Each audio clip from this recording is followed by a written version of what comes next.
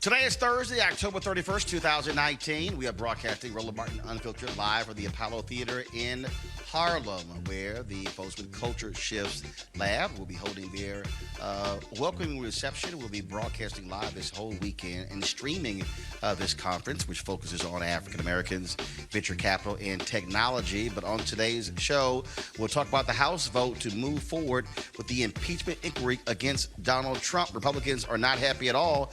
Why do they keep lying and making things up by saying somehow the rules are different than they are? We'll break that down. Also, a North Carolina school votes not to have Black history classes. I'm trying to figure out exactly what is the problem with them. Also, folks, on the show, Twitter announces they are not going to take political ads.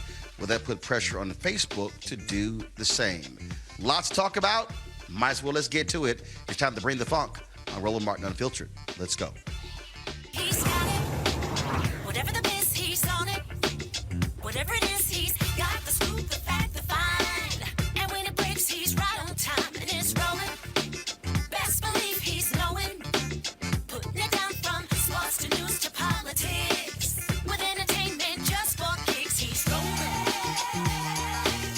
It's Uncle Ro, y'all. It's Roland Martin, rolling with Roland now. He's funk, he's fresh, he's real, the best, you know he's Roland Martin now.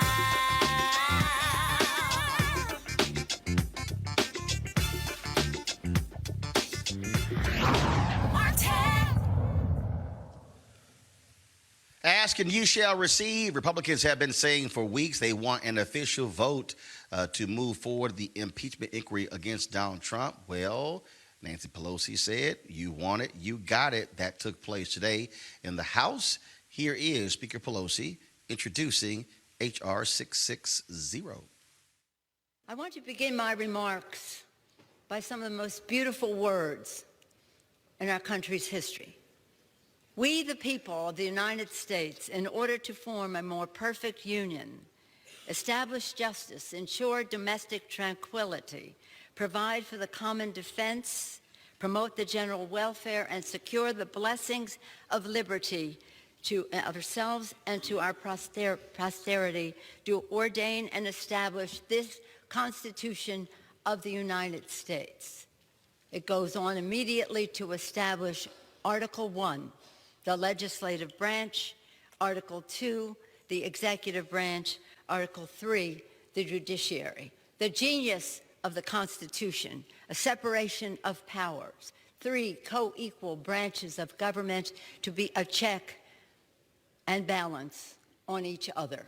And it's to that we take the oath of office. We gather here on that opening day with our families gathered round to proudly raise our hand to protect and defend the Constitution of the United States. And that is exactly what we are doing today. Sadly, this is not any cause for any glee or comfort. This is something that is very solemn, that is something prayerful, and that we had to gather so much information to take us to this next step. Again, this is a solemn occasion. Nobody, I doubt anybody in this place or anybody that you know comes to Congress to take the oath of office, comes to Congress to impeach the President of the United States, unless his actions are jeopardizing our honoring our oath of office. So I'm grateful to our committee chairs for all of the careful and thoughtful investigation they have been doing as this inquiry has proceeded. And today, the House takes the next step forward as we establish the procedures for open hearings conducted by the House Intelligence Committee so that the public can see the facts for themselves. This resolution ensures transparency, advancing public disclosure of deposition transcripts, and outlining the procedures for the transfer of evidence to the Judiciary Committee to use in its proceedings. It enables effective public hearings, setting out procedures for the questioning of witnesses and continuing the precedent of giving the minority the same rights in questioning witnesses as the majority, which has been true at every step of this inquiry, despite what you might hear fulminating there. It provides the President and his counsel opportunities to participate, including presenting his case, submitting requests for testimony, attending hearings, raising objections to testimony given, cross-examining witnesses, and more. And contrary to what you may have heard today, we give more opportunity to his case than was given to other presidents before. And thank you, Mr. Chairman, for making that point so clearly. And these actions, this process, these open hearings, seeking the truth and making it available to the American people, will inform Congress on the very difficult decisions we will have to make in the future as to whether to impeach the president. That decision has not been made. That's what the inquiry will investigate, and then we can make the decision based on the truth. I don't know why the Republicans are afraid of the truth. Every member should support allowing the American people to hear the facts for themselves. That is really what this vote is about. It's about the truth. And what is at stake? What is at stake in all of this is nothing less than our democracy. I proudly stand next to the flag, and I thank the gentleman from New York for providing it for us. This flag, so many have fought and died for this flag, which stands for our democracy. When Benjamin Franklin came out of Independence Hall, you've heard this over and over, on September 17th, 1787, the day our Constitution was adopted, he came out of Independence Hall and people said to him, Dr. Franklin, what do we have, a monarchy or a republic? And he said, as you know, he said, a republic, if we can keep it. If we can keep it. And this Constitution is the blueprint for our republic and not a monarchy. But when we have a president who says, Article 2 says I can do whatever I want, that is in defiance of the separation of powers. That's not what our Constitution says. All right, let's go to our panel. Joining me in the studio is Dr. Greg Carr, Chair of the Department of Afro-American Studies at Howard University. Also, Scott Bolden, former head of the National Bar Political Action Committee, attorney there in Washington, D.C. Lauren Victoria Burke, she is with the NNPA. All right, first and foremost, Scott, here's what I find to be just hilarious. Republicans, in fact, I got an email today from the Republican National Committee saying that what Democrats are doing is Soviet-style dictatorship. And I'm going, they don't follow a constitution in the Soviet Union. Putin does whatever he wants. Then you have Republicans saying that this is, if this was Steve Scalise, if this was a trial, first of all, you clearly haven't read the Constitution. Right. The House doesn't conduct the trial. The House serves pretty much as the grand jury. The trial takes place in the Senate. Then they say this has been done in secrecy, but they're using the exact same rules that the Republicans implemented when they were in charge.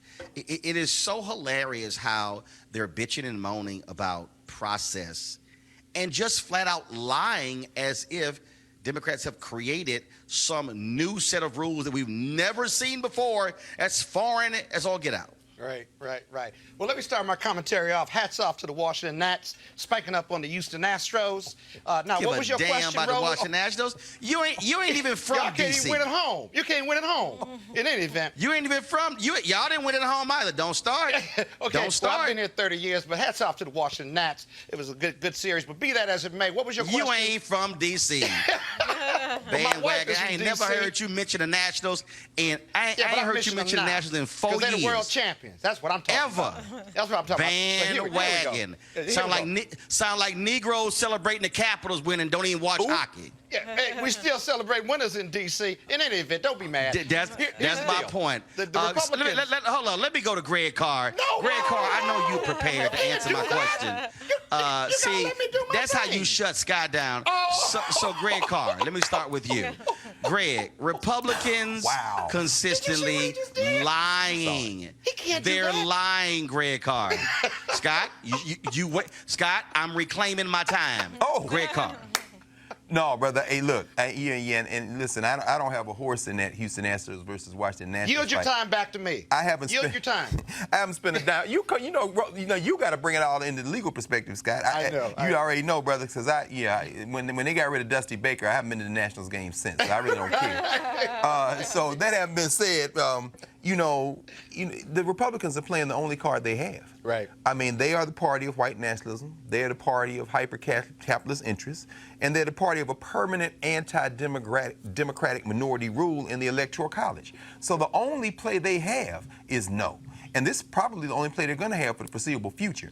That means that no matter the evidence, no matter the truth, no matter the Constitution, no matter any of that, in fact, it was Thomas Jefferson that said the check on the passions of every citizen in the United States is what he called, quote, the chains of the U.S. Constitution. But of course, that doesn't stop Ivanka Trump today from tweeting that another Jefferson quote talking about spies and enemies, which gets to the real point. This isn't about process. This isn't about substance. This is about propaganda and a permanent political war from an increasingly minority white party that is now looking at the fact that it can't win a popular election because their last candidate, Donald Trump, lost by 3 million votes in terms of the popular vote. That having been said, Nancy Pelosi seems to be playing, again, people are accusing her of being a political genius, and she may very well be. She could string this all the way out to the election. And you see how she talks in a way making them even crazier with the even tone and the Benjamin Franklin and the American flag and the Constitution. Meanwhile, people, hicks like Jim Jordan and this Mark Meadows and all this crew of cartoon characters just getting angrier and angrier and angrier. And Nancy Pelosi is playing for the cameras. Finally, the one man who had no job to do today. He's not standing at the world-famous Apollo. He's not doing anything. And that's Donald Trump, who had no public, no events on his public calendar today. Tweets that it's the biggest witch hunt in American history. This is all politics, brother. Constitution be damned. Yeah, Roland. Lauren Burke, what is so hilarious about... I'm sorry, reclaiming my time. Lauren Burke, what is so hilarious about this is that Republicans have presented this view, and then you got people on Fox News just going along with it and lying their asses off as well, as if Republicans have no role in this. They're not in the hearing. They're not asking questions.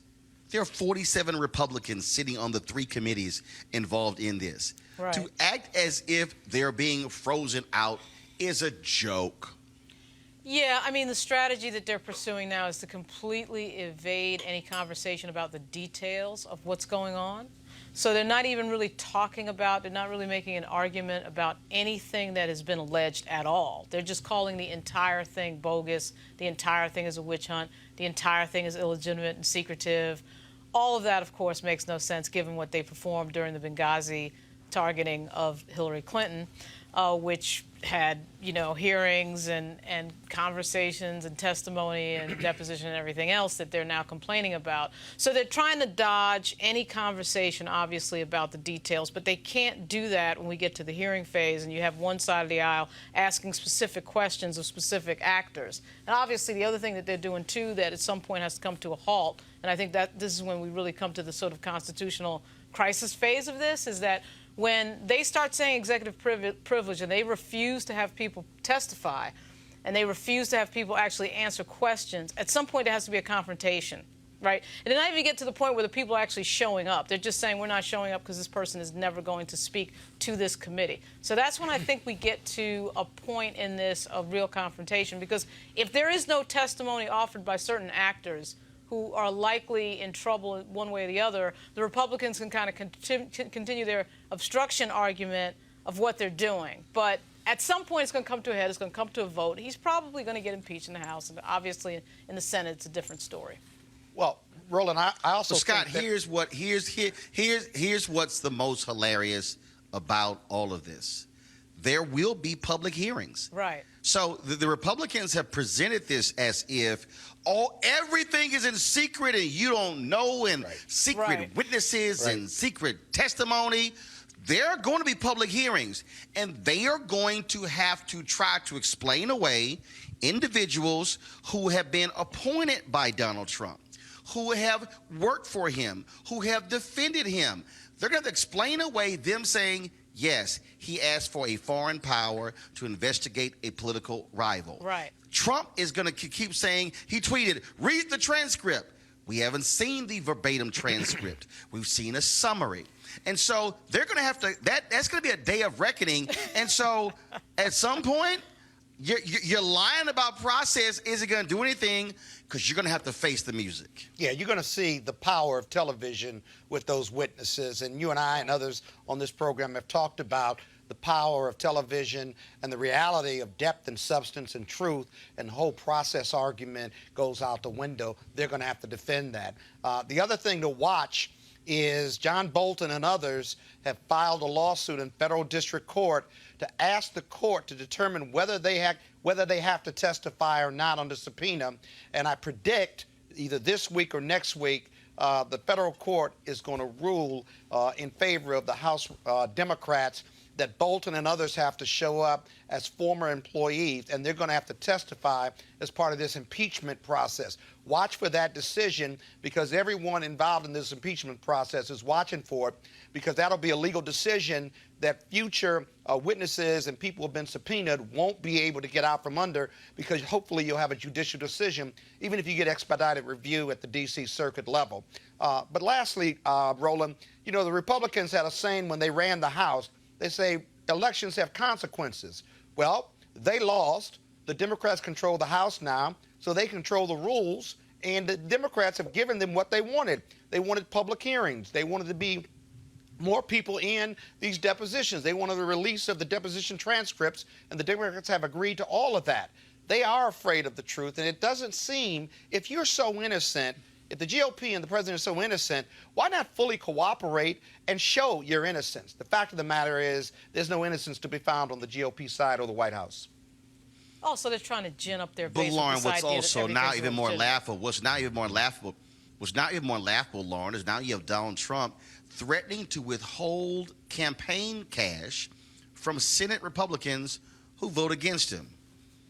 Can we call that bribery? Can we call that? I mean, Jesus, these people, I mean, the amazing thing is they actually, you ever hear cops say, thank goodness for stupid criminals? All right. Thank goodness for stupid people who work for Trump, because they just go ahead and brazen and just do it and then go, I didn't do that. They're gangsters. They are political gangsters. There's really no surprise there. That's been their pattern all along.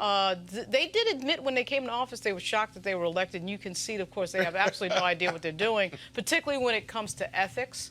That type of gangster move to openly tell people you're not going to, you know, supply money to their campaign or whatever. They just don't care. They don't view it. They don't view it as unethical, because this is the life that they lived, you know, in the real estate world in New York. That's how they got there. And so they don't understand that you got to shift gears when you're in public service. But they didn't want to be in public service. They just wanted to be in the business of power and controlling other people and trying to one-up Barack Obama and undo his legacy. So when you're only concentrating on the ego games, I mean, this is what happens. But they are going to eventually get caught, because, you know, what they're doing is not ethical and it's illegal. And so they are going to get caught. But the question is, when does it really come to a head? Because the Republicans, I think, their whole thing is to get their base thinking that the entire world is upside down and everything is illegitimate. I mean, when they started going after the FBI and law enforcement, that was a new low. That's right. And what it proves is they'll say anything and they will do anything to get people to believe that everything is illegitimate. There's a dark state. There's this mystery magic hand that's trying to take down Donald Trump. So all of that lying and all of that all that nonsense is what they're really doing. They're trying to completely avoid the conversation. But they've even attacked a Purple Heart winner who testified to the truth under oath. That was unbelievable. In fact, that split the Republicans on the GOP side. Right. What I'm still laughing about, Greg, is to call this process undemocratic. Can you actually read It's see, these are the people who wave the Constitution constantly. They're between waving the Constitution in one hand and waving the flag in the other. That's what they do. But this is undemocratic. It's actually in the Constitution. Mm-hmm. Right, Roland. I mean, but Lauren laid it out. I mean, this is about naked power. You know, Donald Trump is clearly, he's a confessed sexual predator. He is a serial liar. He has violated the plain language of the Emoluments Clause repeatedly. He has pandered to foreign companies who now are investing in direct contradiction to the United States Constitution in his children, like Ivanka and all her China patents, among other things. This has long since... And countries, too. Oh, no question. It has long since not been about the rule of law. And you've talked about this a number of times, as have all of us, on Roland Martin Unfiltered. At the end of the day, Lauren laid it out. This is about naked power, and you're talking about a restructuring of American politics, and one party has decided not only to double down, but they've decided their only remaining strategy to remain in power is pure propaganda. Now, this doesn't mean that the Democrats don't engage in subterfuge. I mean, it's politics, but at the end of the day, this party has no other card to play. And so there is no bottom. Let's be very clear, finally. If Donald Trump were to be impeached and Mike Pence were to be inserted, let's be very clear. Mike Pence is a Christian jihadist. He's not a Christian, he's a jihadist. Mike Pence actually believes the ridiculous stuff that Donald Trump doesn't believe in anything. I don't even know if he believes that he has his own name. The question of his mental health is very real. But Mike Pence is a true threat to American democracy. But at this point, the Republican Party wants to get rid of Trump, sure, anybody rational, but they also want to retain power. And they don't want Donald Trump to say something on Fox News, to speak to that base you just heard Lauren talk about, and then turn around and withhold support, and one of these silly Congress people or senators gets primaried from, can you imagine there being a right to the right of some of the crazy stuff coming out of Lindsey Graham's mouth, and yet somebody could primary Lindsey Graham from the right. No, at this point, they don't have any other reason, but propaganda is their only play left. Let me ask each of you this question. Something else happened on Capitol Hill today. Congresswoman Katie Hill of California, she is resigning, gave her last floor speech. Her and her supporters say she is being targeted by right-wing extremists who have been leaking naked photos of her. Of course, she has been accused of having a sexual relationship with a female campaign staffer who also worked on her campaign. She says, no, it didn't happen when the person worked for me on Capitol Hill, but happened during the campaign. There was this love triangle happening between her, this woman, and her husband, her estranged husband who's getting divorced. But here's the question. Should she have resigned?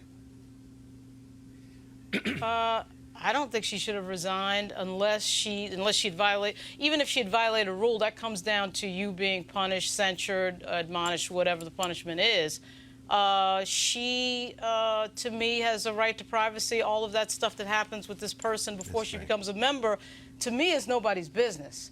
But we live in a world that business is out there, though. We live in a world of clicks and Twitter justice, of cancel culture. Yeah. And so the minute that the sort of Republican, and you can see that there was a right-wing sort of effort there to get the pictures out, and I know the husband thing and all that, but the point was, clearly it was a political thing. She's in a swing seat.